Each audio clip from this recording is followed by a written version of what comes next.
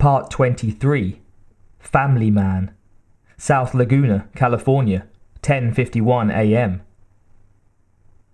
Miles Dyson's house was, of course, high-tech and luxurious. Lots of smoked glass and steel. Dyson sat in his study at a massive obsidian desk, deep in thought, tapping away at the keyboard. Next to the desk were racks of sophisticated electronic gear, most of them circuit testing units. On a Sunday morning, when most men were relaxing, spending time with their families, Dyson was in his element, hard at work. His mind was prowling the labyrinth of Lot 2, the Rosetta Stone microprocessor, so he didn't notice a pretty woman's face peer in at the door, nor did he have the slightest idea that she was creeping up behind him. If she'd have had a gun, she could have easily killed him. Instead, she leaned close and extended her tongue, tracing it down the back of his neck.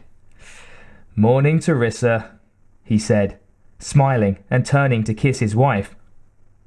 She was still in her bathrobe, holding a cup of steaming coffee. "Have you been up all night again?" she said, a trace of exasperation in her voice. "Mm-hmm," he answered, already turning back to the computer, distracted. She watched him work, realizing that he had probably forgotten she was standing there. The arcane symbols moving across the screen meant absolutely nothing to her, and that disturbed Teresa, because she had no handle to truly enter the magic box of his world, the world where he spent 80% of his waking life. They had spent more time together when they were first married, of course, but since he'd started working for Cyberdyne, she felt as if she had entered a nunnery. "Are you going to work all day?" she asked, trying somewhat successfully to suppress her irritation. She didn't want to wind up like a lot of the other wives, whining endlessly about their empty lives with their obsessed husbands. She had plenty of things to fill up her life with meaning. But she married Miles Dyson because she loved being with him and wanted to make it a 24-hour-a-day proposition, minus, of course, the 10 to 12-hour work days he routinely put in. But the 14 or 15-hour days were replicating into one-night-a-week sleepovers at the lab. Dyson, of course, knew vaguely that his wife was unhappy, but he assumed it was a problem that could easily be fixed.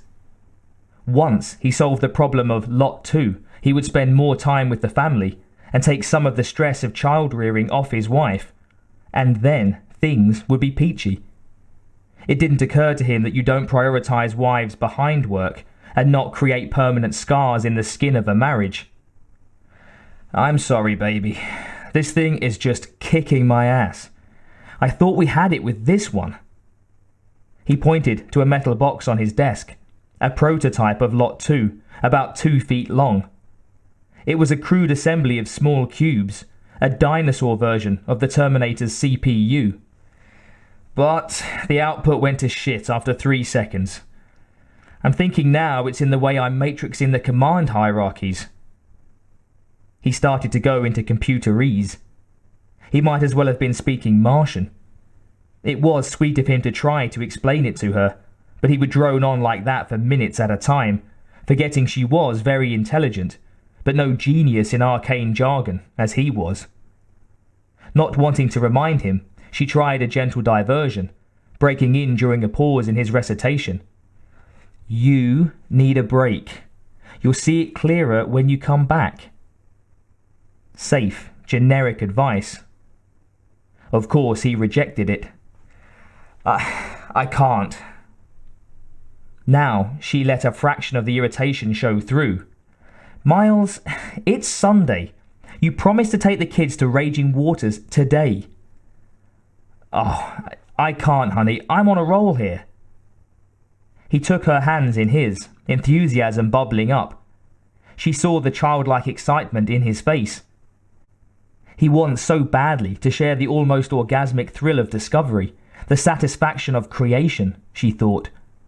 And in a way, she could understand. "Baby, this thing is gonna blow them all away," he continued. "It's a neural net process. I know. You've told me. It's a neural net processor. It thinks and learns like we do. It's superconducting at room temperature.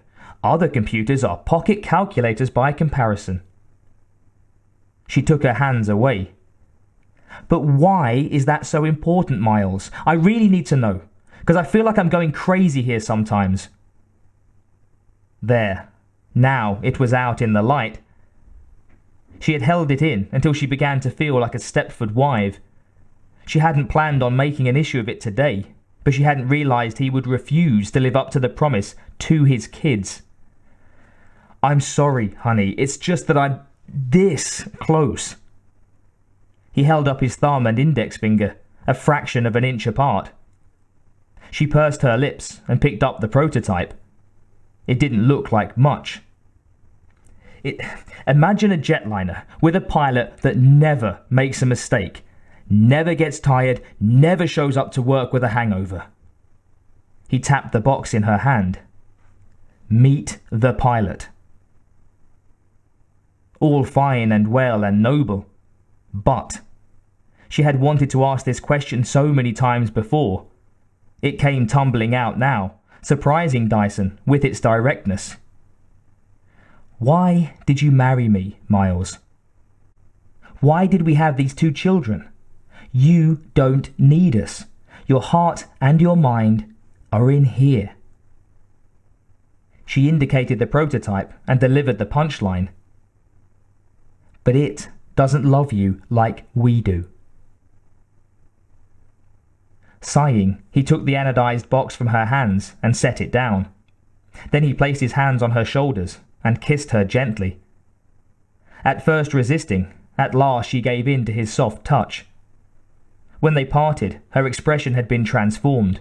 Her eyes glowed with affection for him. It wasn't just the kiss. It wasn't even the way he kissed her, all masculine and sexual while being tender and sweet. It was the look in his eyes. She had forgotten, as she sometimes did lately, that despite how little he saw of her, he truly loved her. I'm sorry, he simply said. And she believed him. She could still reach him. He wasn't totally lost. Yet. He started to kiss her again, but Teresa stopped him, nodding over his shoulder. He looked back towards the doorway. 2 children stood there in their PJs, their hair rumpled, their faces adorably puffy with sleep. Danny and Blythe. The sun and the moon. The physical end result of his love for his wife. He was a driven, compulsively obsessed scientist, but he wasn't dead to the world. Dyson wilted at their hopeful expressions. How about spending some time with your other babies? The conflict was profound. The endless opportunities for good for all of mankind lay in the shadow of that tiny prototype circuit. But there was his own family, a tiny chunk of mankind, here, now, waiting for him. He wanted both, but this day he could only have one. But one of them was going to grow up, even without his input, and that couldn't wait. Dyson grinned. The forces of darkness had lost this round. He held out his hands, and his kids ran to him, cheering.